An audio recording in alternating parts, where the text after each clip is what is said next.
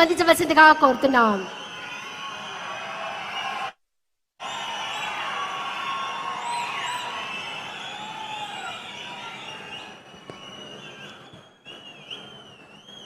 ఓం నమో వెంకటేశాయ.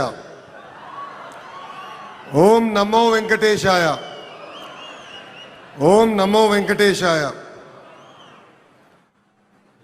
గౌరవ ముఖ్యమంత్రి శ్రీ నారా చంద్రబాబు నాయుడు గారికి, సినిమాలో పవర్ స్టార్, రాజకీయాల్లో జనసేనాని, ఎక్కడ తగ్గాలో తెలుసు, ఎక్కడ నెగ్గాలో కూడా తెలుసు.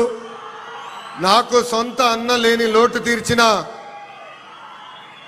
నా పవనన్నకి, బీజేపీ రాష్ట్ర అధ్యక్షులు మాధవ్ గారికి, Telugu Desam party, Bharatiya Janata party, Janasena party శాసనసభ్యులకు, ఎంపీలకు, కార్యకర్తలకు, ప్రజలందరికీ నా హృదయపూర్వక నమస్కారాలు. కలియుగ దైవ సాక్షిగా ప్రజాప్రభుత్వం 2 ఏళ్ల పాలన పూర్తి చేసుకుంటాం జరిగింది. ప్రజాప్రభుత్వ అధికారంలోకి వచ్చిన తర్వాత ప్రశాంతత వచ్చింది. ఇప్పుడే సహచరం మంత్రి అచ్చెన్నాయుడు గారు ఒక మాట అన్నారు. ప్రజాప్రభుత్వం వచ్చిన 2 ఏళ్లలోనే ప్రజలకి స్వాతంత్రం వచ్చిందని. మనందరం చూస్తున్నాం. జేసీబీలు లేవు, దాడులు లేవు, హత్యలు లేవు, అంతెందుకు బూతులు కూడా లేవు. ఈరోజు నాకు ఇప్పుడు కూడా బాగా గుర్తు, యువగలం పాదయాత్రలో ఇదే చంద్రగిరి గడ్డపై మీటింగ్ పెట్టా. ఆనాడే చెప్పా, వెంకటేశ్వర స్వామి జోలికి వెళ్ళొద్దు, మాడి మసైపోతామని ఆనాటి ముఖ్యమంత్రికి నేను హెచ్చరిక జారీ చేశా. కానీ నా మాట ఇన్లా, దేవుడితో పెట్టుకున్నారు. ఇప్పుడు వాళ్ళ పరిస్థితి ఏంటో ప్రజలందరూ ఒక్కసారి ఆలోచించాలి. విశ్వవిఖ్యాత నడ సార్వభౌమ స్వర్గశ్రీ నందమూరి తారక రామారావు గారికి సీమ అంటే చాలా ప్రేమ. ఆనాడు కరువు వస్తే జోలు పట్టుకుని సీమ ప్రజల్ని ఆదుకున్న వ్యక్తి ఎన్టీఆర్. అంతేకాదు, తెలుగు గంగా గాలేరు నగర్ని ప్రాజెక్ట్ని తయారు చేసింది ఎన్టీఆర్. మహిళలకి ప్రత్యేకంగా విశ్వవిద్యాలయం ఏర్పాటు చేసింది ఎన్టీఆర్. నిత్యం అన్నదానం కూడా ప్రారంభించింది ఎన్టీఆర్. ఇప్పుడున్న రాజకీయాల్లో విరాట్ కోహ్లీ మన చంద్రబాబు నాయుడు గారు. అవతల వైపు బౌలర్లు మాడుతూ ఉంటారు, కానీ బ్యాట్స్మెన్ ఓన్లీ వన్, అది మన చంద్రబాబు నాయుడు గారు.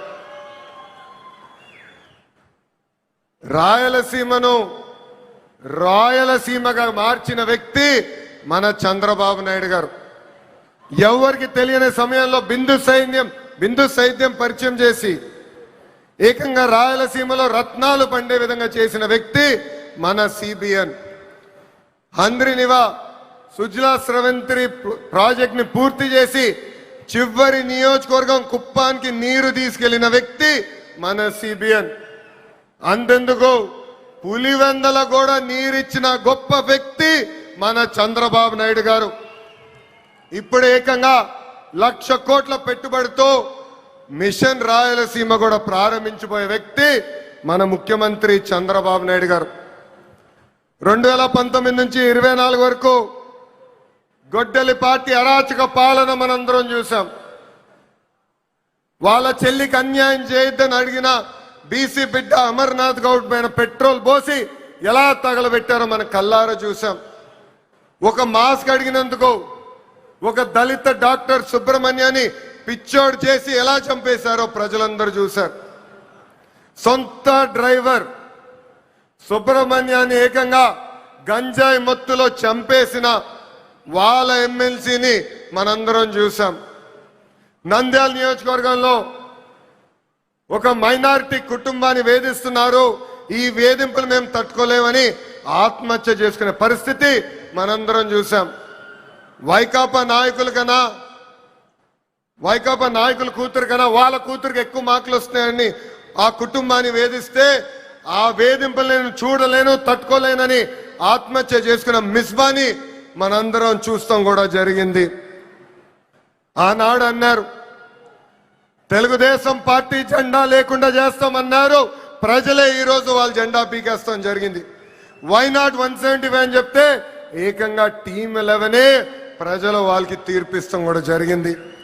సిద్ధం అంటే యుద్ధానికి రెడ్డి అని తీర్పిచ్చింది ఆంధ్ర రాష్ట్ర ప్రజలు. అసెంబ్లీలో అడుగుపెట్టనయ్యో అన్నారు, ఏకంగా ప్యాలెస్ గోడలు బద్దలు కొట్టి చంద్రబాబు నాయుడు గారు ముఖ్యమంత్రి చేసిన ఘనత మా పసుపు సైన్యాన్ని.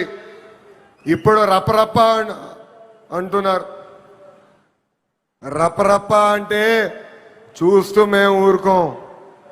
ఎర్ర బుక్కు దాని పని చేసుకుంటూ వెళ్తుందని ఈ సభాముఖంగా ఆ కుర్ర బ్యాచ్కి నేను హెచ్చరిక జారీ చేస్తున్నా. ప్రజాప్రభుత్వం 2 ఏళ్ల పాలనలో సుపరిపాలన అందించాం. అన్ని చేశామని కాలు రెగరేసుకుని మేము తిరగట్లేదు. కానీ ఎన్ని ఆర్థిక ఇబ్బందులున్నా ఇచ్చిన హామీలకు పద్ధతి ప్రకారం నిలబెట్టుకుంటూ వెళ్తున్నాం. ఎవరు ఊహించిన విధంగా అధికారంలోకి వచ్చిన వెంటనే 4,000 రూపాయలు వృద్ధులకి పెన్షన్ ఇస్తున్నాం.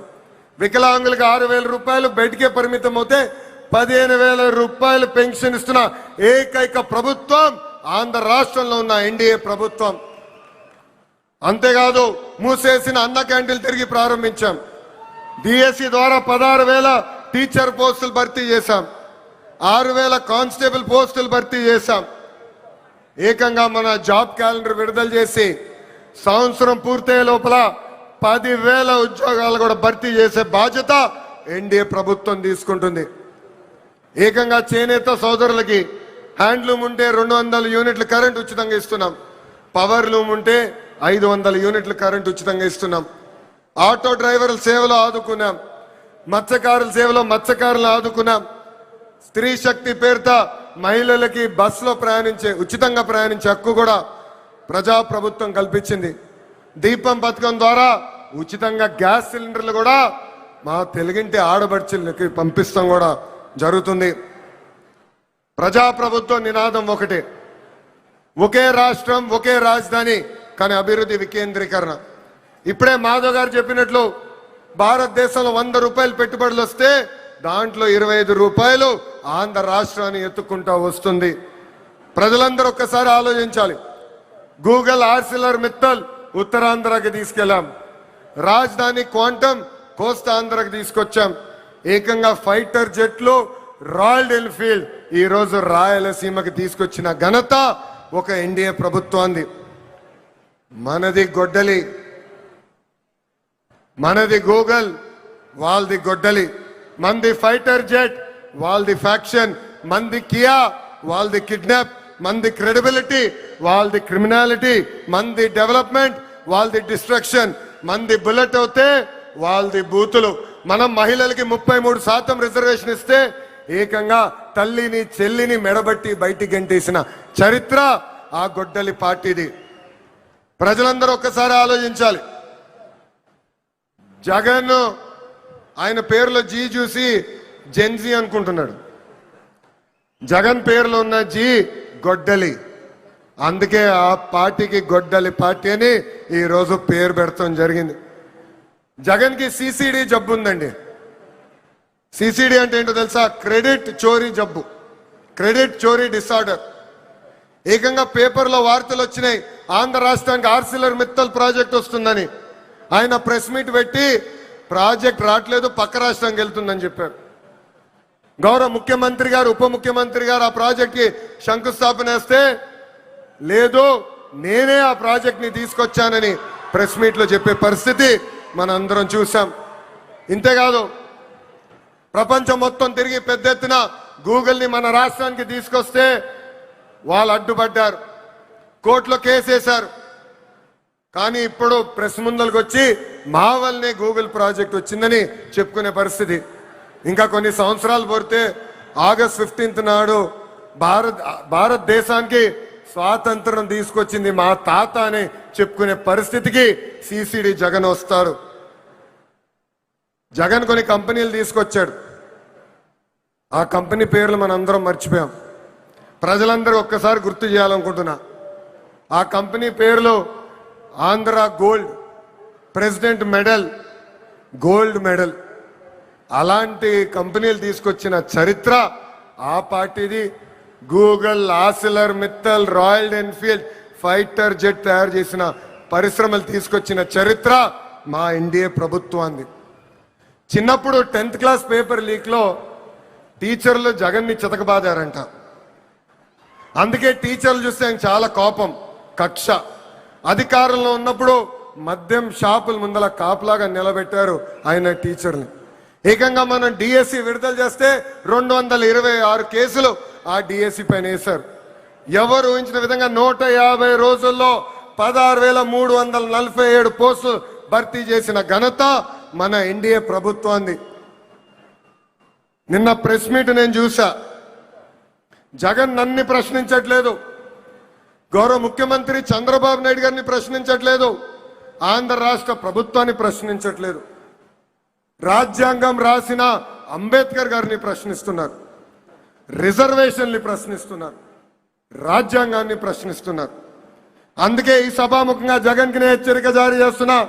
మీరు ఎన్ని జన్మలు ఎత్తినా డిఎస్సి పూర్తి చేసి ఇచ్చిన హామీ నిలబెట్టుకున్న ఘనత మాది. మళ్ళీ డిఎస్సి నిర్వహిస్తాం.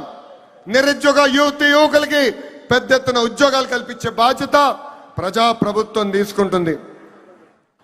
ఈ జగన్కి కనీసం దేశభక్తి అన్న కూడా లేదు. మేమందరం పోరాడి పెద్ద ఎత్తున సాగర్ డిఫెన్స్ అన్న పరిశ్రమని ఆంధ్ర రాష్ట్రానికి తీసుకొచ్చాం. వాళ్ళు ఏకంగా భారతదేశం డిఫెన్స్ కోసం బోట్లు తయారు చేసే పరిశ్రమ. కావల్లో కనీసం 1000 మంది మత్స్యకారుల పిల్లలకి ఉద్యోగాలు ఇచ్చే పరిశ్రమను మేము తీసుకొస్తే ఏకంగా వాళ్ళపైన ఆరోపణలు చేసి ఆ పరిశ్రమను కూడా తిప్పి పంపించాలని ప్రయత్నించారు. ఇప్పుడు విశాఖ ఉక్కు పైన కూడా మాట్లాడుతున్నారు. 2 సార్లు విశాఖ ఉక్కు సంక్షోభంలో పడితే ఆ ఉక్కు ఫ్యాక్టరీని కాపాడిన ఘనత, చరిత్ర ఒక ఎన్డీఏ ప్రభుత్వాన్ని. ఆనాడు ప్రధానిగా నరేంద్ర మోడీ గారు, ముఖ్యమంత్రిగా చంద్రబాబు నాయుడు గారు ఇద్దరు కలిసికట్టుగా పోరాడి విశాఖ ఉక్కుని ఒక్కసారి కాపాడారు. దాని ముందల వాజ్పేయి గారు ప్రధానమంత్రిగా ఉన్నప్పుడు, చంద్రబాబు నాయుడు గారు ముఖ్యమంత్రిగా ఉన్నప్పుడే మళ్ళీ విశాఖ ఉక్కుని మనం కాపాడుకుంటాం జరిగింది. మన విశాఖ ఉక్కులో ఒక యాక్సిడెంట్ జరిగింది. 9 మంది కార్మికులు చనిపోయారు. యాక్సిడెంట్ జరిగిన 3 గంటల్లో హోంమంత్రి గారు అక్కడికి వెళ్ళారు. 6 గంటల్లో కేంద్ర ఉక్కు శాఖ మార్చులు వచ్చారు. 12 గంటల లోపల ఏకంగా గౌరవ ఉప ముఖ్యమంత్రి గారు, నేను కూడా వెళ్తాం జరిగింది. అక్కడ కార్మికులు కలిసాం, చనిపోయిన కుటుంబాల్ని పరామర్శించాం. ఆయన వ్యక్తిత్వం గౌరవ రాష్ట్ర ఉప ముఖ్యమంత్రి వర్యులు శ్రీ కొణిదెల పవన్ కళ్యాణ్ గారి సందేశం మనందరి కోసం.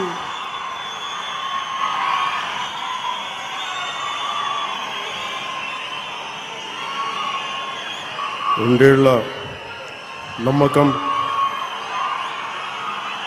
అభివృద్ధి, సంక్షేమం బహిరంగ సభకి ఇచ్చేసిన